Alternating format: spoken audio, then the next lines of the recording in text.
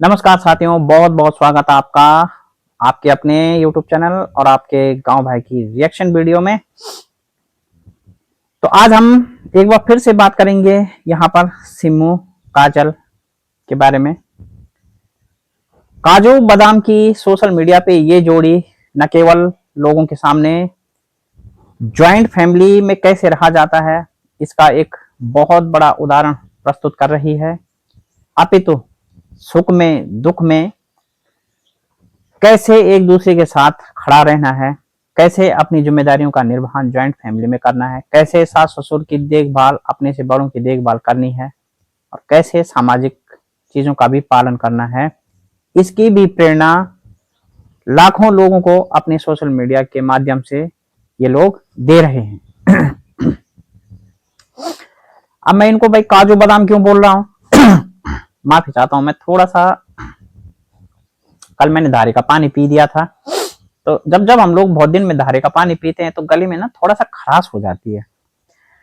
तो मैं इनको काजू बादाम क्यों बोल रहा हूँ भाई, काजू तो लोगों ने काजल का नाम पहले से ही रखा है, तो मैंने कहा भाई काजू अकेला, भाई काजू अकेला कभी भी ठीक नहीं लगता है। हम लोग बाजार में जाते हैं तो हम लोग काजू को एक साथ नहीं खरीदते, हम लोग कहते हैं भाई काजू बादाम दे दो और हम काजू बादाम को साथ में लाते हैं।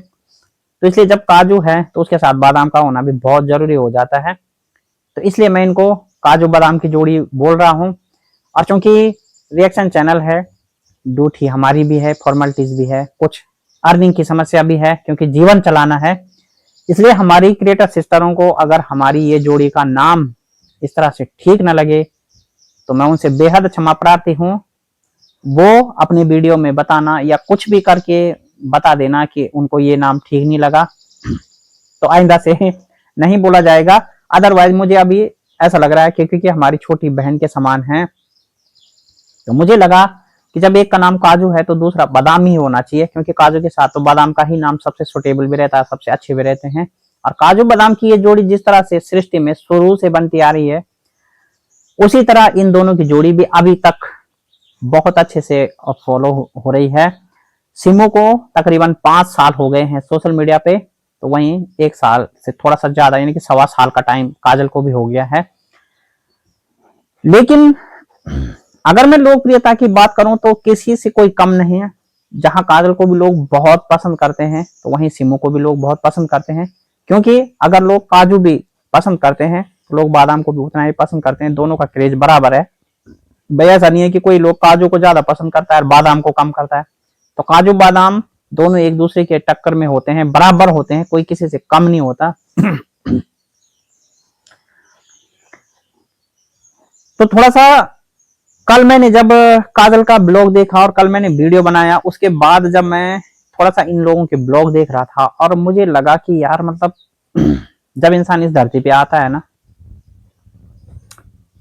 तो यकीनन वो उस समय ऐसा रहता है कि उसको दिन दुनिया का कोई मतलब नहीं, क्या होगा कैसे होगा, मतलब दुनिया का जो ये माया जाल बोलते हैं ना, जिसको हम ये मोह माया वाला जो सिस्टम बोलते हैं, इससे वो अनजान रहता है जब तक वो बच्चा रहता है।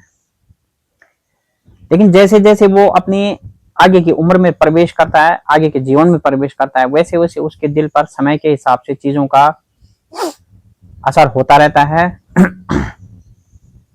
कभी उसको कोई चीज अपनी तरफ खींचती है, कभी कोई चीज, तरह तरह के आकर्षण जीवन में आते रहते हैं।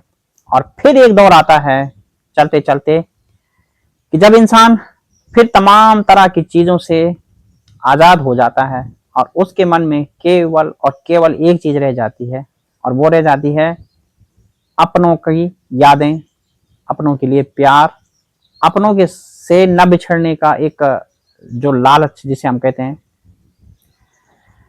तो ठीक ऐसा ही कल मैं जब सोच रहा था सिमू का, मैंने वीडियो देखा कि भाई सिमू अपनी माँ के हालचाल देखने गई थी और उसकी माँ जिस तरह से बीमार थी, मतलब उन्होंने ऑक्सीजन वगैरह का वो लगाया रखा था, बोल भी नहीं पा रही थी बेचारी, लेकिन सिर्फ क्या पूछा कि नानतीन कैसी हैं, वो ठीक हैं या नहीं। तो अपने नानतीनों के लिए चाहे दादा दादी हो, नाना नानी हो, किस तरह ये लोग अपने जीवन से बढ़कर इन लोगों पे, इन पे मरते हैं, इनके बारे में सोचते हैं, ये कोई बोलने वाली बात नहीं है, ये पूरा संसार जानता है। लेकिन मैं ये सोच रहा था कि किस तरह जीवन की जो वो होती है ना, गति होती है, किस तरह एक समय पे जाके एक इंसान कितना मजबूर होता है। देखिए, सिमू की माँ है और सिमू भी एक माँ है। माफी चाहता हूं मैं। तो सिमू जब अपनी माँ को देखने गई थी तो अपने दो बच्चों को अपने सास और जेठानी के साथ, यानी कि काजू के साथ और अपनी सास के साथ छोड़ के गई थी। दिन दिन का आना जाना, जल्दबाजी में दर्शन, क्योंकि उसको भी अपने बच्चों की चिंता और साथ में उसकी माँ को भी उसके बच्चों की चिंता, तो दोनों चीजें देखनी थी।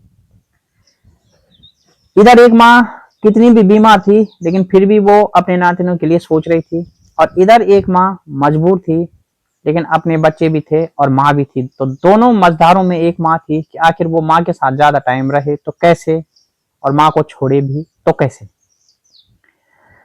तो कितने मजबूर हो जाते हैं हम लोग। हम इंसान लोग, जानवर भी होते होंगे लेकिन चूंकि उनकी भाषा शैली, उनके जो भाव संज्ञाएं होती हैं उनसे हम अनजान रहते हैं कि उनको कितना दुख हो रहा है, कितनी खुशी हो रही है। पर इंसान का दुख, चूंकि इंसान बोलता है, हम लोग समझते हैं इंसान से। तो सोचिए मतलब सिम्मू क्या कि कितनी कश्मकश रही होगी कि आखिर वो करे तो क्या करे। उधर दो बच्चे छोटे और वो भी एक माँ है और उसकी भी माँ है, लेकिन चूंकि भविष्य बचाना है और भविष्य इंपॉर्टेंट है, और चूंकि हमसे पहले हमारे बच्चे हैं, तो ठीक इसी तरह सिमू की माँ ने भी किया कि भाई, जब सिमू बता रही थी कि वो 1 महीने के लिए अपने मायके जाना चाह रही थी तो उन्होंने मना किया कि भाई आप अपने बच्चों को देखो, हमारी चिंता मत करो आप।